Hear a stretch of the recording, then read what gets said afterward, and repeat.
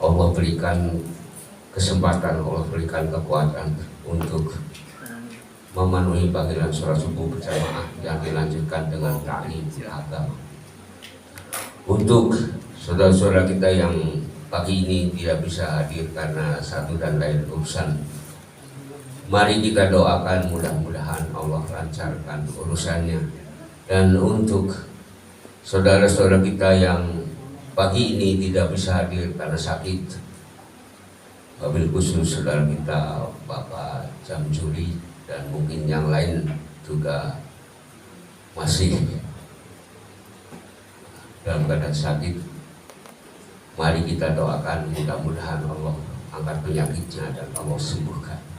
Allahumma rabbana sa'adil basa ismi anta la sifa ila sifauka sifaan la yabadiru sa'aman. Amin. Salawat serta salam semoga terlimpah curahkan kepada junjungan kita Nabi besar Muhammad Sallallahu Alaihi Wasallam beserta keluarga, para sahabat, para tabi'in, alim ulama pendahulu kita, dan insya Allah kepada kita sekalian umatnya yang senantiasa istiqomah di dalam melaksanakan dan mengamalkan sunnah-sunnah beliau hingga akhir zaman. Amin ya robbal alamin. Hadirin hadirat yang dimuliakan Allah, talim kita pagi ini akan diisi oleh yang terhormat Ustaz Fahmi. Alhamdulillah dia sudah ada hadir tengah-tengah kita dan keadaan sehat. Baik, langsung saja kita manfaatkan waktu. Namun sebelumnya mari kita sama-sama buka dengan lafaz basmalah. Bismillahirrahmanirrahim. Ada Ustaz Fahmi.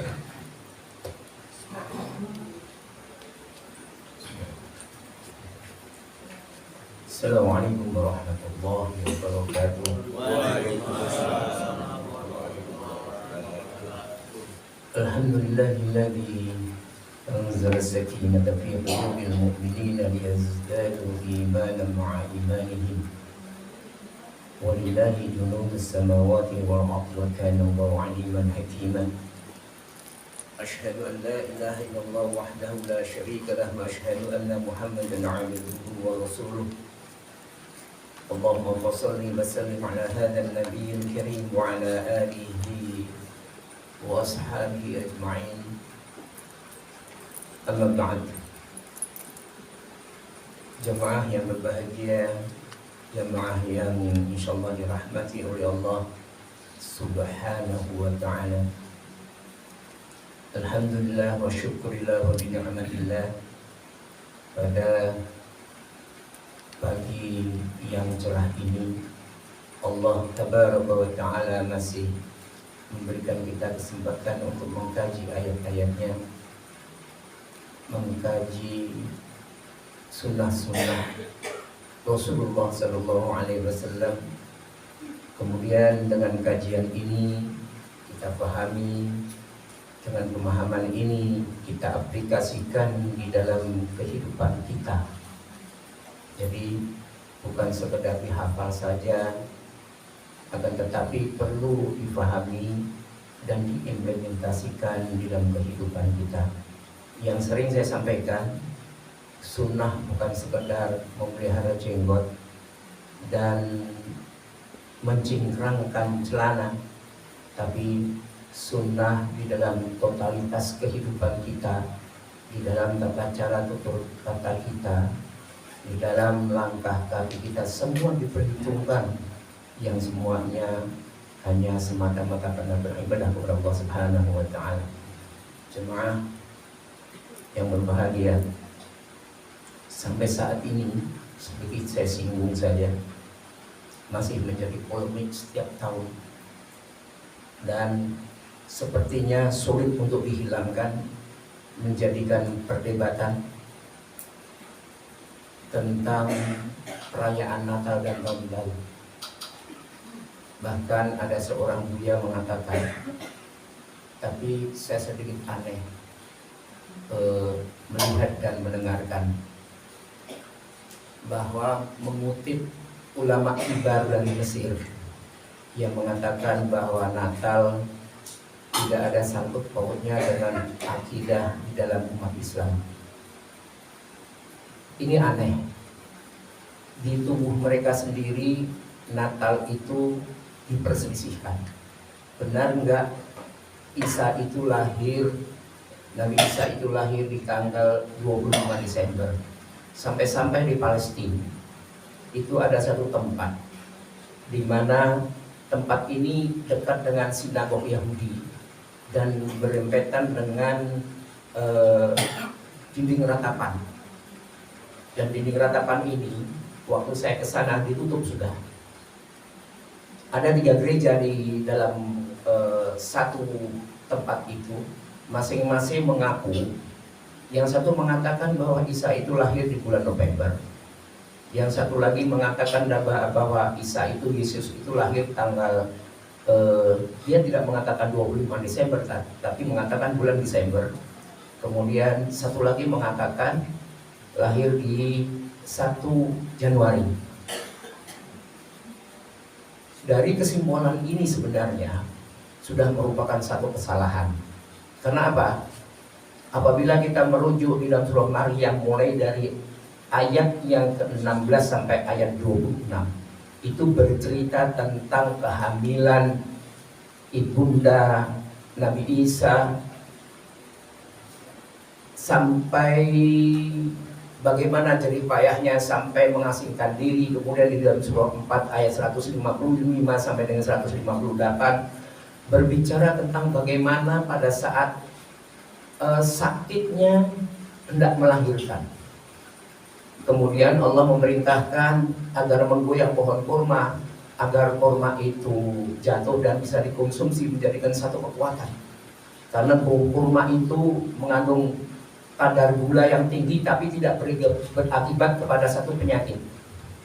Dan kurma itu akan berbunga dan berbuah di musim panas, tidak musim dingin. Seperti itu. Sekarang ini di sana masih musim dingin. Di Syam, kemudian di wilayah Saudi Arabia itu masih musim dingin.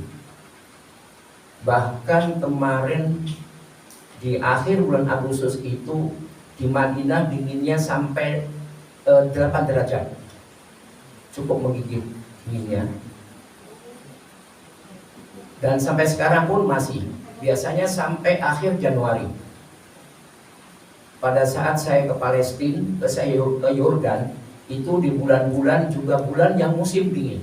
Di sana dinginnya sampai 11 derajat. Padahal di Madinah dinginnya suhu ruangan 27 sampai 29 derajat. Kemudian di musim dingin kapan kurma itu akan berbuah? Itu yang pertama. Yang kedua, orang yang mengaku bahwa Nabi Isa itu dibunuh, kemudian di sana ada satu batu besar yang berukuran persegi 4. Dia mengklaim bahwa itu tempat memandikan Yesus katanya. Dan yang anehnya umat Islam yang berangkat ke sana percaya diceritakan demikian dan ikut memegang batu itu seolah-olah batu itu keramat. Padahal Al-Quran menginformasikan tidak demikian, bahwa Nabi Isa itu diangkat oleh Allah Subhanahu wa Ta'ala. Yang sebelumnya Nabi Isa bertanya kepada kaumnya yang mengikuti, siapa yang mau dirubah untuk menyerupai diriku, dalam kondisi yang dimana orang-orang Yahudi pada saat itu akan membunuhnya. Tapi anehnya ada orang yang meyakini bahwa Nabi Isa itu lahir di tanggal 25 Desember. Itu orang Islam. Di tubuh Nasrani sendiri juga berselisih tentang kelahiran Nabi Isa. Oleh karenanya kita yang sudah ngaji jangan disibukkan dengan kondisi yang seperti itu setiap tahun.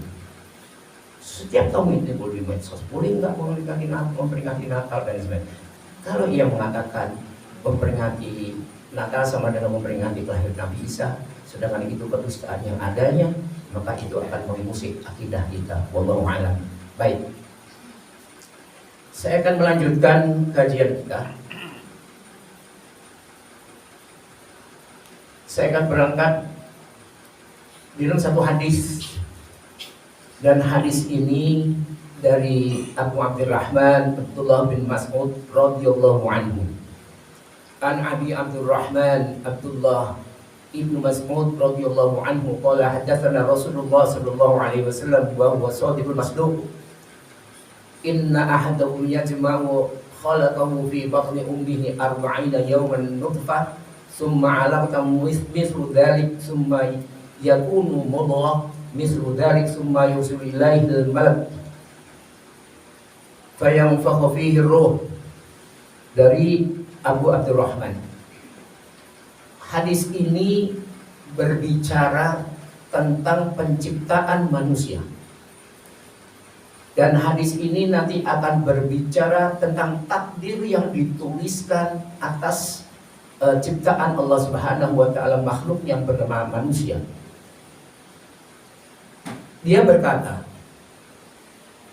bahwa Rasulullah telah bersabda dan beliau adalah orang yang jujur dan dibenarkan. Kalau ada orang yang menselisih sunnah, meskipun dia berjenggot dan dengan celana cingkrang, maka dia tidak membenarkan Rasulullah SAW. Jemaah, saat ini masih banyak, terutama di dalam pesta perkawinan ya, orang-orang yang mengklaim memahami sunnah, makan dengan berdiri, kemudian minum dengan tangan kiri, tapi mengklaim bahwa dirinya adalah orang yang memahami sunnah Rasulullah SAW. Kemudian mungkin orang lain bid'ah. Ini berat, ini sudah misalnya kalau sudah demikian ini. Jadi kalau membenarkan Rasulullah, apapun yang datangnya dari Rasulullah SAW, maka itu kita harus ittiba, pelajari dari mulai kehidupan sehari-hari sampai kepada ibadah mahdhah, kemudian zikir muqayyad dan zikir mutlaknya. Banyak sekali umat Islam yang menselisih dan mengklaim bahwa dirinya adalah orang yang memahami sunnah. Allahu a'lam. Inna ahdakum, sesungguhnya setiap kalian yajma'u, dikumpulkan penciptaannya dalam rahim ibunya selama 40 hari berupa nutfah. Jadi proses terbentuknya manusia itu terdiri atas 3 fase. 3 fase, masing-masing fase itu 40 hari. 40 hari pertama berbentuk nutfah, 40 hari kedua berbentuk alaqah, dan 40 hari ketiga berbentuk mudghah. Oleh karenanya dokter kandungan itu kalau berbicara bulan tidak lengkap 30 hari tapi 28 hari. Kelahiran seorang ibu itu dihitungnya dengan pekan.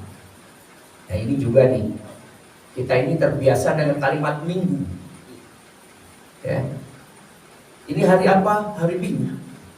Datangnya dari siapa itu hari Minggu? Datangnya dari orang Nasrani. Kita ikuti budaya mereka, kita ikuti. Meskipun pada saat sholat kita melafazkan ghairil maghdubi alaihim waladdallin. Rasulullah SAW berasal dari Rasulullah SAW yang diasarkan oleh Ibnu At-Tirmidzi, oleh At-Tirmidzi mengatakan al-Yahud maghdubi alaihim wan nasara dallun. Orang Yahudi itu dimurkai semuanya dan orang-orang Nasrani itu tersesat. Sementara waktu di hari-hari kita, ucapan kita mengikuti langkah-langkah mereka. Nanti kita akan bongkar sedikit-sedikit. Jadi kalau berbicara takdir jangan sesuatu yang terjadi, oh itu takdir, tidak. Berbicara takdir itu totalitas, mengangkat dalil juga satu-satu diangkat. Seperti itu. Kita ini kan masih, kapan kita pengajian? Hari Minggu. Sudah terbiasa. Sampai-sampai di musola saya itu mencari kalender yang kalendernya bertulis Ahad. Sekarang kalender kan bingung. Kata orang, ya nggak apa-apa, ya awalnya nggak apa-apa. Setan itu paling gampang menggelincirkan dari sesuatu yang remeh-temeh. Setan ini. Coba kita lihat orang-orang yang makan kacang, buru-buru mengucap basmalah. Begitu dibuka, pas kulit, langsung aja masuk ke mulut. Seperti itu. Nah itu, kalau makan yang itu yang pakai cabai, kanan pegang makanannya, kiri pegang cabainya. Saya biasa menegur orang yang makan dengan tangan, kemudian tidak minum dengan tangan kiri. Tangan kanannya menyangga begini. Saya tegur, enggak. Tidak berdiri, tidak demikian, itu sunnah. Sunnah itu pegang aja sudah. Nanti kotor, kotor dicuci, apa susahnya? Kan ini tangan membantu ini ya. Banyak bantah. Innal insana li rabbihi lakanud. Sesungguhnya al-insan itu banyak membantah. Tapi kadang-kadang sok paham. Jadi sesudah 120 hari di dalam kitab Al-Bidayah wa An-Nihayah, satu kitab yang bercerita tentang penciptaan awal. Sebelum Allah menciptakan Adam alaihissalam, Allah menciptakan jagat dan sekitarnya. Kemudian Allah menciptakan malaikat, Allah menciptakan jin. Sampai kepada akhir proses hari kiamat, itu kitab Al-Bidayah wa An-Nihayah yang ditulis oleh Ibnu Katsir. Bahwa terjadi komunikasi antara malaikat dengan Allah Subhanahu wa ta'ala. Sesudah sempurna ciptaan Allah, maka malaikat bertanya kepada Allah, dijadikan atau tidak? Karena ini nantinya akan tugas malaikat ini. Apabila Allah Subhanahu wa ta'ala mengatakan dijadikan, maka ditulislah itu takdirnya. Tapi apabila Allah Subhanahu wa ta'ala mengatakan tidak dijadikan, maka gugur itu. Takdir ini yang pertama ditulis adalah rizkinya. Rizkinya ditulis. Yang kedua ajalnya yang ditulis oleh malaikat. Kemudian dituliskan juga akhir dari perjalanannya, dia mendapatkan kebaikan atau keburukan, husnul khotimah atau su'ul khotimah.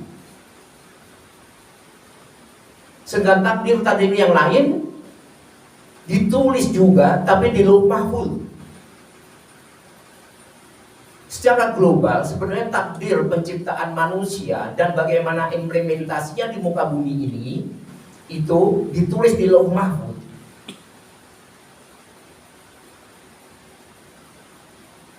Begitu ditulis semuanya, maka dalam hal ini terus dihimpun di dalam perut sang ibu.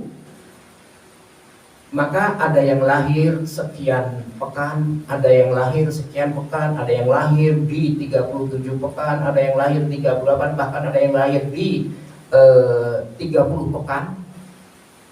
Hitungannya pekan. Jadi hitungannya 40 hari pertama, 40 hari kedua, dan 40 hari ketiga ditiupkan ruh. Di dalam surah As-Sajdah, surah nomor urut 32 ayat yang ke-9, Allah tabaraka wa ta'ala berfirman, "Tsumma sawwahu wa nafakha fihi min ruhihi wa ja'ala lakumus sam'a wal absara wal af'idah qalilan ma tashkurun." Kemudian sesudah sempurna ciptaanku, maka kutiupkan sebagian dari ruh yang aku miliki.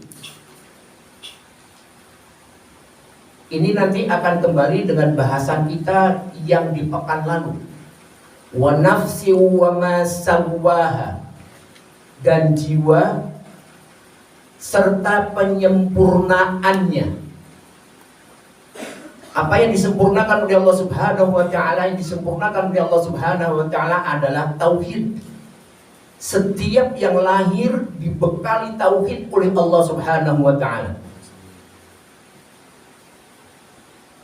Maka kita tidak bisa mengklaim anak dari seorang yang beragama Kristen itu adalah Kristen, anak yang lahir dari seorang beragama Katolik adalah Katolik, tidak bisa. Semua yang lahir berdasarkan dalil hadis yang disampaikan oleh Rasulullah SAW, kullu mauludin yuladu 'alal fitrah. Ini sudah saya sampaikan.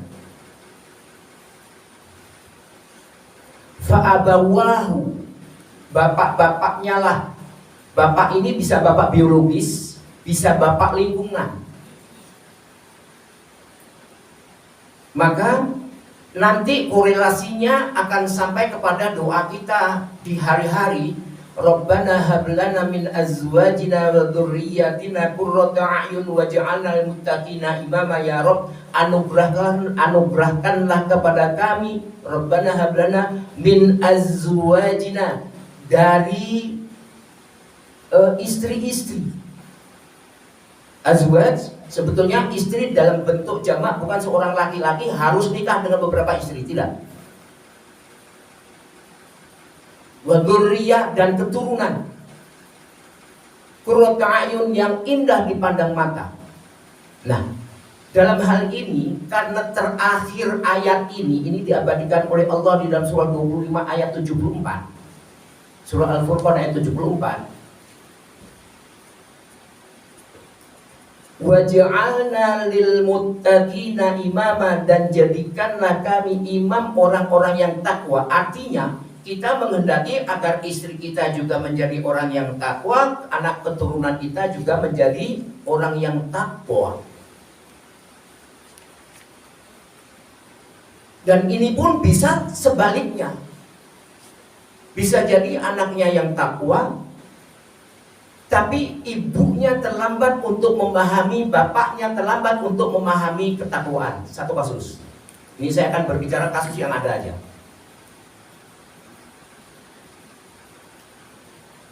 Kemarin saya ke Universitas Islam Madinah.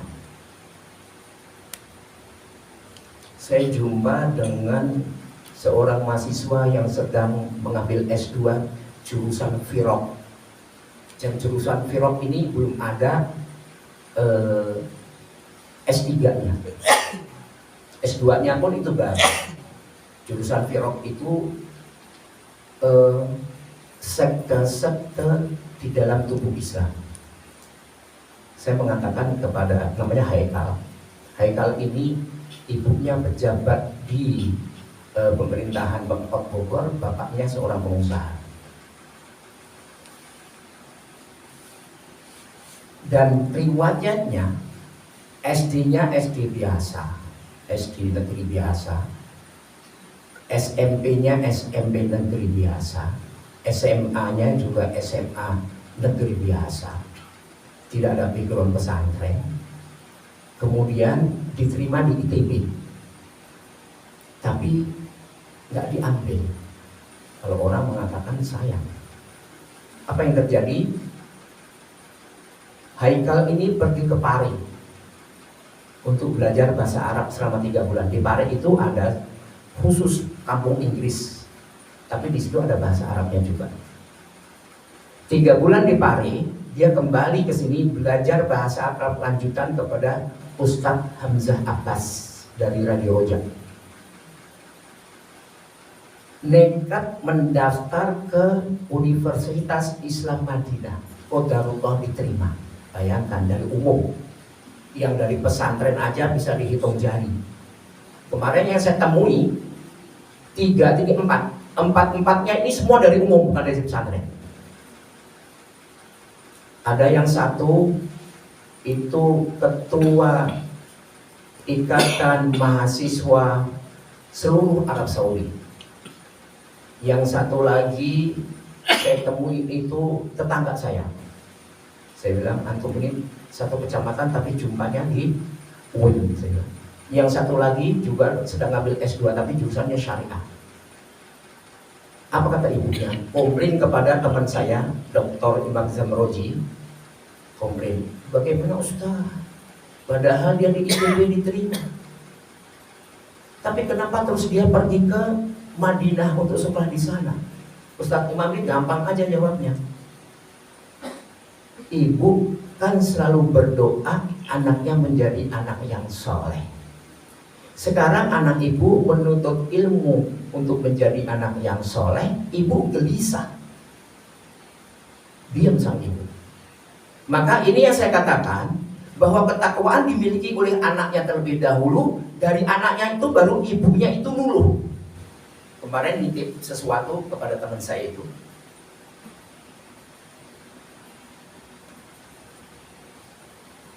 Nah ini permasalahan. Oleh karenanya, pada saat kita ada di kajian itu pentingnya untuk apa? Dipakai dirinya terlebih dahulu, diimplementasikan dalam kehidupan, kemudian menyampaikan lagi kepada yang paling dekat, kalau dia suami kepada istri, kemudian kepada anak-anaknya. Kita kan selalu target anak kita itu menjadi seorang teknokrat,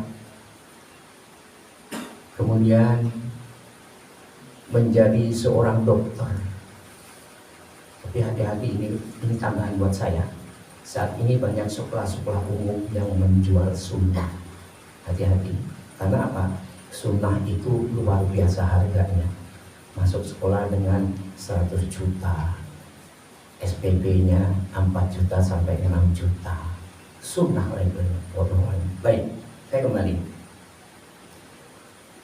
Jadi ditulis 4 hal rizki, ajal, amal, dan celaka atau bahagianya, maka demi Allah yang tiada ilah selainnya, ada seorang di antara kalian mengerjakan amal ahli surga, sehingga tidak ada jarak antara dirinya dan surga kecuali sehasta saja. Kemudian ia didahului oleh ketetapan Allah, lalu ia melakukan perbuatan ahli neraka dan ia masuk neraka. Ada di antara kalian yang mengerjakan amal ahli neraka, sehingga tidak ada lagi jarak antara dirinya dan neraka kecuali sehasta saja. Kemudian ia didahului oleh ketetapan Allah, lalu ia melakukan perbuatan ahli surga dan ia masuk surga. Hadis riwayat Bukhari dalam Badul Khalq. Hadis ini tidak berbicara tentang ada orang yang beramal dengan amaliyah surga, tapi ketetapan Allah, takdir Allah mendahuluinya sehasta menjelang dia masuk ke surga, dalam hal ini kematian, tapi amalnya amal-amal ahli neraka, maka masuklah ia ke neraka. Ada juga mereka yang beramal dengan amal-amal ahli neraka sehasta menjelang masuk neraka, artinya menjelang kematiannya, tapi amal dia adalah amal-amal ahli surga, sehingga dia itu masuk ke surga. Yang menjadi pertanyaan, kenapa hal ini bisa terjadi? Hadis ini menyangkut dengan seorang yang beramal. Nanti saya akan menyampaikan kepada keumuman kejadian, berangkat dari Al-Quranul Karim. Menyangkut dengan seseorang yang ikut perang dengan Rasulullah SAW, kemudian karena penuh lukanya ia putus asa. Pedangnya itu, batangnya ditaruh di tanah, kemudian ujung pedangnya itu ditaruh pas persis di jantungnya, kemudian dia merebahkan dirinya sehingga tertusuk sampai nembus di belakang. Ini kan amalnya tadinya amal-amal ahli surga, ikut perang, yang seharusnya dia akan mendapatkan surga, tapi putus asa karena luka-lukanya, maka dia mengambil keputusan untuk bunuh diri. Bunuh diri ini selama-lamanya tidak akan masuk neraka, tidak akan masuk surga. Dia ahli neraka. Meskipun dia itu tahajud malam harinya. Sekarang ini banyak sekali hal yang demikian. Termasuk orang yang membunuh orang Islam, orang yang membunuh orang-orang yang beriman. Ini tidak akan selama-lamanya tidak akan masuk surga. karena dia telah mendahului Allah Subhanahu wa taala. Syekh Utsaimin rahimahullah menjelaskan maksud hadis ini amalan ahli surga yang diamalkan hanya sebatas dalam pandangan manusia, padahal amalan ahli surga yang sebenarnya menurut Allah belumlah ia amalkan. Jadi yang dimaksud dan tidak ada jarak antara dunia dengan surga, melainkan hanya sahaja adalah begitu dekatnya ia dengan akhir ajal. Tadi yang sudah saya sampaikan. Sekarang banyak orang-orang yang terlihat dia itu seolah-olah ahli ibadah, tapi yang terjadi adalah mereka hanya sebatas dari sisi pandang manusia. Allahu a'lam. Baik, saya akan sedikit kembali kepada ayat 30 dari surah 30. Mari kita lihat. Silakan dibaca.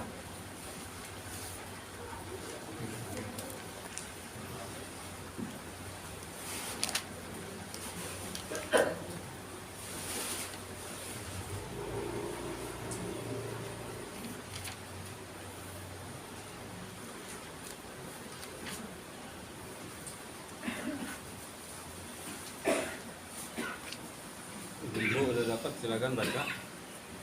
Silakan Bu kalau udah ya dapat.